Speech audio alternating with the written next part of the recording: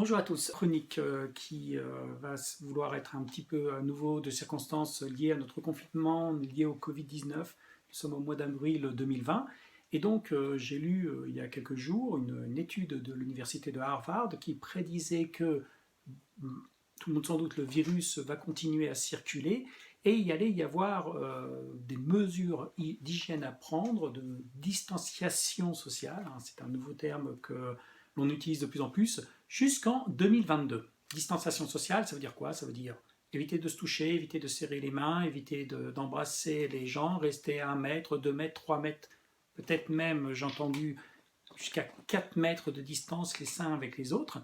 Et ça va totalement révolutionner donc les relations sociales que nous avons entretenues. Et immédiatement, ça m'a fait penser à un vieux souvenir littéraire, celui de Isaac Asimov, dans le cycle des robots, un roman bien particulier qui s'appelle Face au feu du soleil, au feu du soleil, au feu du soleil au pluriel. Alors dans ce roman, vous avez, qui se passe grosso modo en 4250 après Jésus-Christ, donc dans 2000 ans, il y a toute une partie de l'humanité qui a conquis l'espace, et notamment une planète, Solaria, où il y a plus de robots que d'êtres humains, je crois qu'il doit y avoir à peu près 20 000, non plus êtres humains, mais ce qu'on appelle, enfin, ce que Isaac Asimov appelle des spatiens, et quelques 200 ou 300 000 de robots qui sont là pour servir les êtres humains. Et aucun être humain n'a le moindre contact avec l'un de ses congénères, si ce n'est, en tout cas, aucun contact charnel, si ce n'est que grâce à des hologrammes, ce que nous, on est en train de développer, c'est-à-dire ces vidéos sur YouTube ou ces visioconférences ou bien ces téléconsultations avec le médecin que nous sommes en train de développer. Eh bien, imaginez une planète où plus aucun être humain ne rencontre le moindre être humain directement, encore moins de manière charnelle, sauf à de très très rares occasions pour pouvoir se reproduire, mais les enfants ne restent pas avec les parents, ils sont élevés dans des fermes d'élevage où ils apprennent à vivre isolés les uns des autres. Et du coup, les conséquences de tout cela, c'est qu'il n'y a plus de violence, il n'y a plus de maladies infectieuses, il n'y a plus de meurtres, il n'y a plus même de pudeur, puisque le contact avec un regard virtuel à travers les écrans fait que il est beaucoup moins pesant et donc les spatiens ont l'habitude de se promener nus et de discuter les uns les autres comme cela, sans autre apparat. Donc le roman d'Asimov met en scène en fait un terrien qui doit se rendre sur Solaria. Ce terrien est un policier qui s'appelle Elijah Baley. Il est accompagné par un robot humanoïde, c'est-à-dire qui a totalement l'aspect d'un être humain, qui s'appelle R. Daniel Olewo, et tous les deux doivent enquêter sur quelque chose qui est extraordinaire sur Solaria, c'est-à-dire un meurtre, qui est quasiment impossible puisque aucun être humain ne peut rencontrer un autre être humain et les robots ne peuvent pas, au nom des grandes lois sur la robotique énoncées par Asimov au début de son cycle sur les robots, ne peuvent faire de mal aux autres êtres humains. Donc s'ensuit toute une histoire, une enquête policière et toutes les aventures qui arrivent à ce policier terrien qui a cette autre caractéristique parce que l'humanité qui restait sur Terre, elle, s'est enfermée dans d'immenses dômes à l'abri de la nature pour éviter justement d'attraper toutes les maladies possibles et imaginables.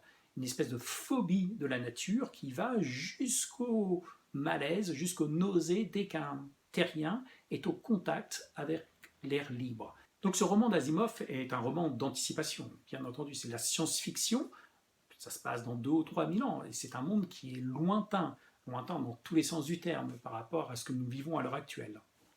Et la question est de savoir, est-ce que c'est le monde qui nous attend? Parce que tout compte fait, nous y avançons à grands pas. Et on peut très bien imaginer, dans quelques dizaines d'années, dans quelques centaines d'années, une humanité entièrement entourée de robots qui viendront à notre aide et une coupure très très nette avec la nature. Et tout cela, pourquoi? Parce que nous avons un virus qui peut nous tuer et nous avons peur de mourir. Alors quel est le lien philosophique entre ce texte de science-fiction, ce texte d'anticipation, et pourquoi est-ce que ça peut intéresser un philosophe avec notre situation actuelle, c'est-à-dire le confinement et le fait qu'un virus peut réussir à paralyser l'humanité tout entière, ou en tout cas une large partie de cette humanité. Alors pour faire ce lien, je vais utiliser à la fois une citation de Marguerite Yourcenar et une référence philosophique majeure, Être étant de Martin Heidegger. Marguerite Yourcenar disait que le 19e siècle montrait ses morts et cachait le sexe. Et le 20e siècle, à l'inverse, montre le sexe et cache la mort. Alors nous pourrions prolonger ça en disant que le 21e siècle, lui, il a transformé notre rapport à la mort et au sexe. C'est devenu à la fois, pour la mort, une forme d'indifférence, parce que lorsque cette mort frappe dans un cadre précis, une guerre, une insurrection, des migrations forcées, mais en même temps la mort devient un scandale dès que ça touche notre propre société, et surtout lorsque la mort touche au hasard des individus qui, a priori, ne devraient pas avoir peur de mourir. Quant au sexe, eh bien, désormais, se développe sur des réseaux sociaux de manière plus ou moins privée, de manière plus ou moins cachée, et ça devient un monopole capitaliste de plus en plus important et de plus en plus rentable. Alors je reviens au 19e siècle. Le 19e siècle exhibait ses morts, mais ce qui caractérisait le 19e siècle, c'est qu'il ne comptait pas ses morts. Alors que nous avons un décompte journalier, presque à l'unité, excusez-moi du terme, mais c'est le cas, hein, de nos morts liées à ce virus. Et ce ne fut pas toujours le cas dans l'histoire de l'humanité. Je vous donne une petite anecdote pour faire le parallèle entre ce que nous vivons aujourd'hui et ce qui est parfois arrivé. L'auteur latin Suétone, dans son livre La vie des 12 Césars, raconte une anecdote qui a eu lieu en 53 après Jésus-Christ avec l'empereur Claude. À la suite de grands travaux, il veut organiser une fête, et pour cela, il offre à son peuple une nomachie, qui est une reconstitution d'une bataille navale. Et pour ce faire, il convoque 19 000 soldats condamnés à mort, et il propose de convertir leur peine en spectacle. Ça veut bien dire ce que ça veut dire. Les soldats n'ont absolument aucun espoir de survivre à ce spectacle. Ce qui fait que lorsqu'ils arrivent sur le lac artificiel où doit avoir lieu cette bataille navale reconstituée, les morts prononcent cette célèbre phrase « Ave César, morituri te salutant ».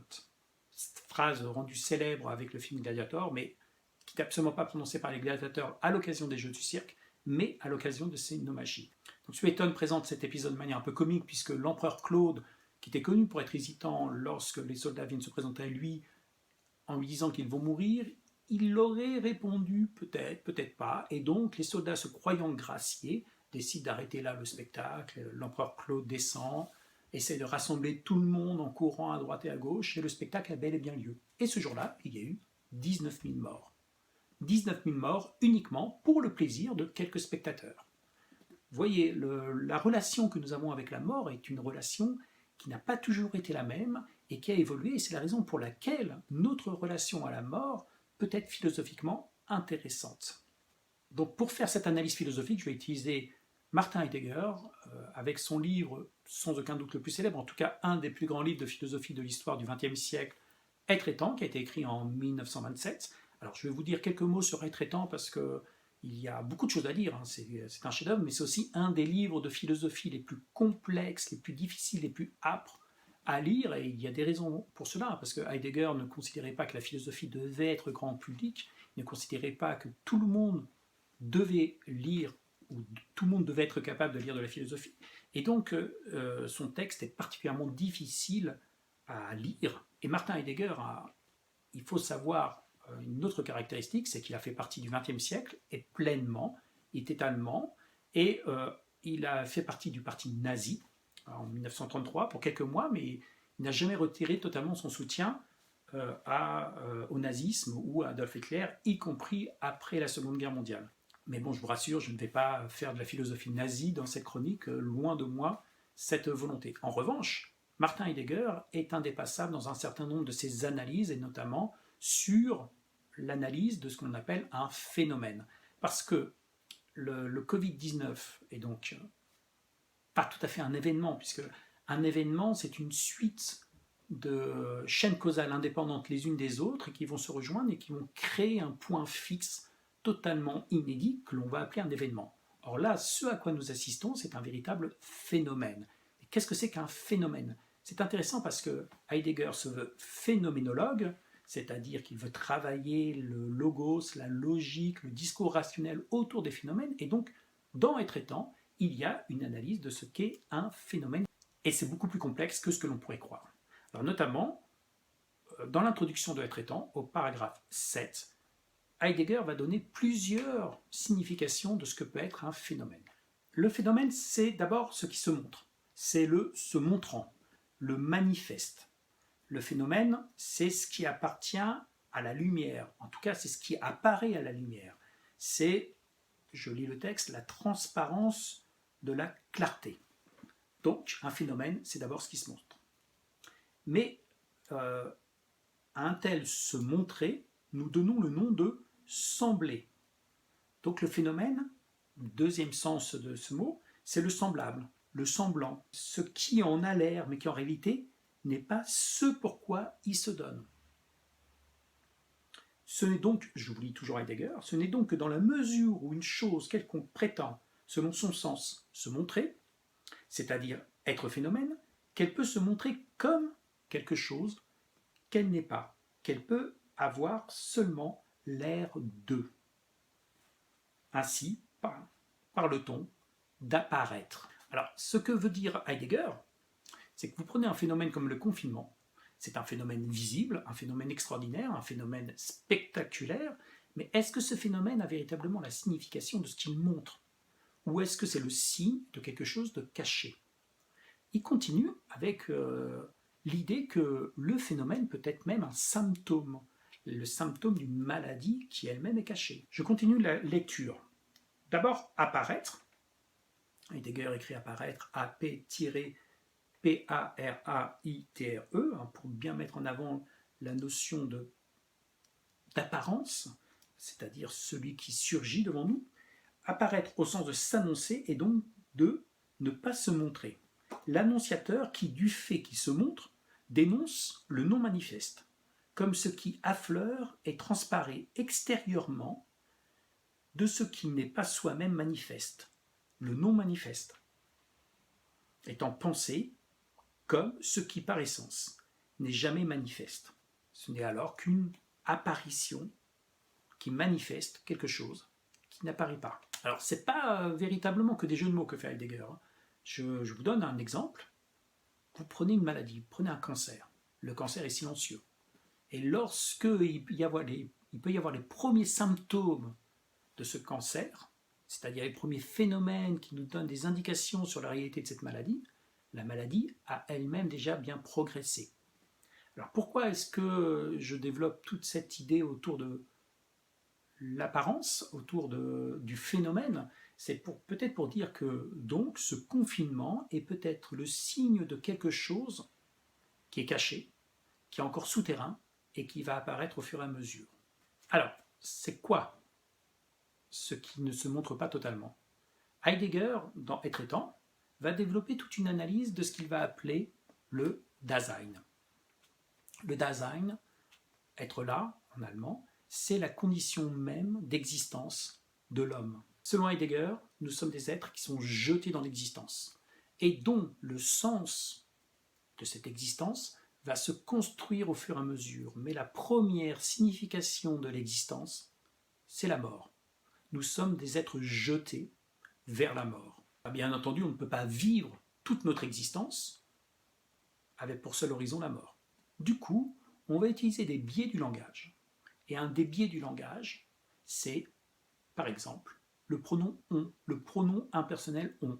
On meurt dans le monde. L'idée de Heidegger dans Être étant, et c'est sans doute les passages les plus célèbres de ce livre, donc, qui est indépassable dans l'histoire de la philosophie, l'idée de Heidegger, c'est que notre langage s'organise de manière à oublier ce qui est la véritable dimension essentielle de notre existence, la mort.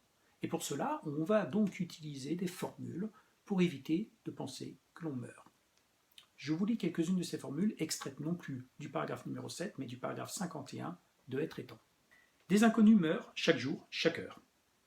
La mort se rencontre comme un événement bien connu qui se reproduit dans le monde. Le on meurt répond l'opinion que la mort frappe, si l'on peut dire le on. L'explication publique du Dasein dit on meurt, parce que tout à chacun, et nous, on, peut s'en convaincre. Ce n'est chaque fois justement pas moi, car ce on est personne.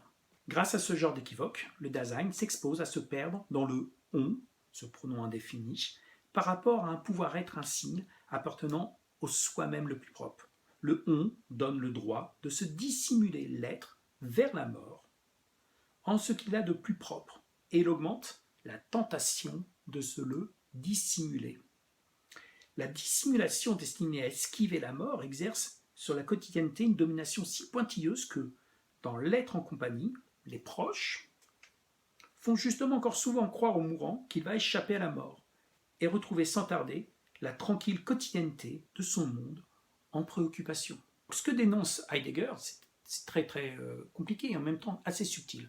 Parce que Heidegger n'est pas un philosophe pessimiste, ce n'est pas un philosophe moralisateur, ce n'est pas un philosophe qui va vous expliquer que votre manière de vivre n'est pas la bonne manière de vivre et qu'il va falloir changer, prendre conscience, etc., etc., puisque ce genre de discours sont relativement creux. Non, c'est davantage un philosophe qui va examiner ce qui est réellement et voir et tirer toutes les conséquences que cela a.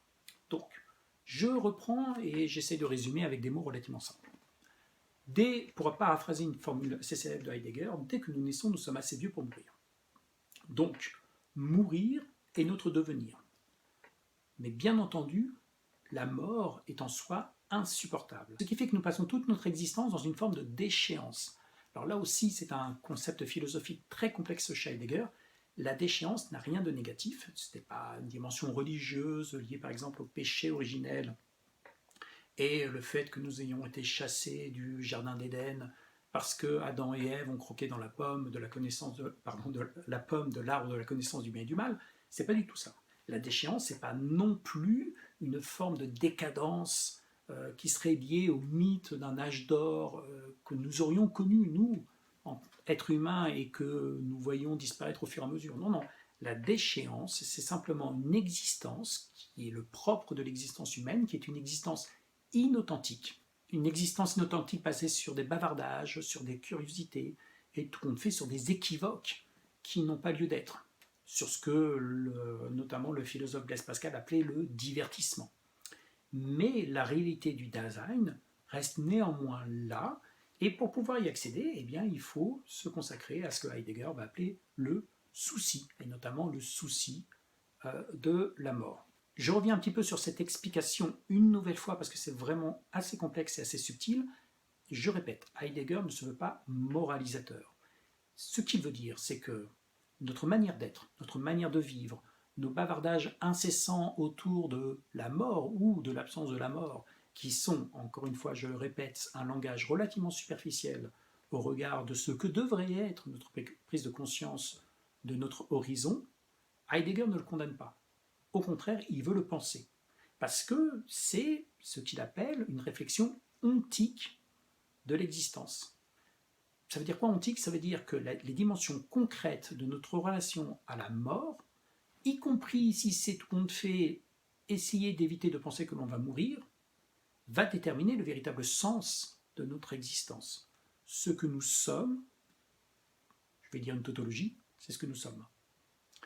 Le souci, c'est que la mort qui est présente et qui peut nous frapper, qui peut nous toucher à tout instant, notamment dans le cadre d'un virus, montre la possibilité même de notre impossibilité. Ça veut dire quoi? Ça veut dire qu'en tant qu'être, nous voulons vivre, en tant qu'être, nous voulons exister, et la mort est là pour nous dire que nous pouvons cesser d'exister en quelques jours. Bon, si on veut aller jusqu'au bout du raisonnement de Heidegger, il faut quand même préciser que c'est un auteur du XXe siècle. Il a vécu donc une époque, l'entre-deux-guerres, les deux guerres mondiales, où il y a eu des massacres immenses de millions de personnes, et ça n'a jamais véritablement, ému outre mesure Heidegger. Lui-même, s'il n'y a jamais participé, a soutenu l'entreprise nazie qui avait élaboré un génocide industriel comme on n'en avait jamais vu auparavant. On peut dire que l'époque de Heidegger traitait la mort en masse. C'était on ne peut plus concret. Et c'est cette dimension concrète que Heidegger explique vouloir analyser. Donc nous devrions pouvoir analyser notre rapport à la mort et essayer de comprendre quelle est la véritable signification de cette relation à la mort. Alors je ne vais pas vous apporter des réponses définitives, je ne suis pas un gourou, mais je vais simplement donc pointer le doigt sur un problème. Le Covid-19 tue.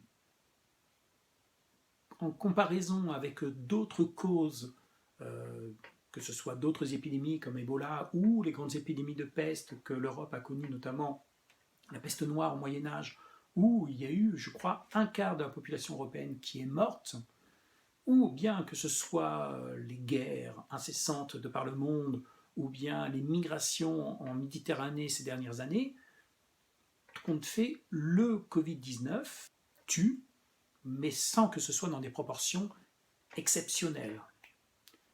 La question du Covid-19, c'est qu'il tue en touchant tout le monde, en touchant n'importe qui, les riches ou les pauvres. Personne n'est véritablement protégé. Et l'humanité tout entière s'arrête pour se protéger contre ce virus. Phénomène totalement inédit. Phénomène qui demande à être pensé. Bien entendu, pas uniquement dans le cadre de cette chronique. Mais simplement, je reviens à Asimov. Vous lisez un livre de science-fiction. Vous lisez une description de l'humanité. Et tout compte fait, vous vous demandez si cet auteur, qui a écrit donc il y a à peu près 70 ans, puisque Isaac Asimov écrivait dans les années 50 aux États-Unis, et pourtant son roman semble être un miroir de notre propre société, un miroir de notre propre humanité, puisque le thème principal de ces romans, ça reste la mort. Nous sommes des êtres jetés là, nous sommes des êtres pour la mort, et c'est notre relation à cette mort qui va déterminer nos relations sociales. Donc la conclusion de cette chronique. Je suis bien conscient que je n'ai pas apporté tant de réponses que cela, mais la philosophie n'est pas toujours là pour apporter des réponses, elle est là parfois pour poser le doigt sur des problèmes. Mais ma conclusion, elle va être beaucoup moins pessimiste, beaucoup moins pompeuse, puisque tout simplement, lisez des romans de science-fiction.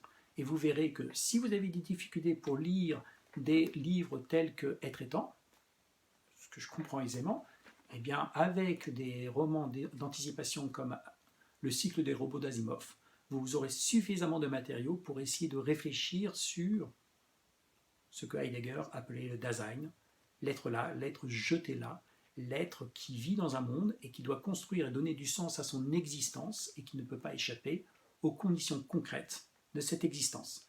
Voilà, je vous remercie de m'avoir écouté. N'oubliez pas de vous abonner à ma chaîne YouTube pour pouvoir continuer à recevoir une notification des nouvelles chroniques que je vais tâcher de faire au fur et à mesure. Le prochain thème sera consacré à la définition du génie dans l'art, où je vais confronter trois philosophes, Emmanuel Kant, Friedrich Nietzsche et Sigmund Freud, trois penseurs allemands qui n'ont absolument pas la même définition du génie dans l'art. Si vous avez aimé cette vidéo, n'hésitez pas non plus à la liker et puis surtout à me mettre des commentaires, puisque j'apprécie lorsque vous me posez des questions et que je peux y répondre pour prolonger un petit peu cette réflexion. Et je vous dis à bientôt.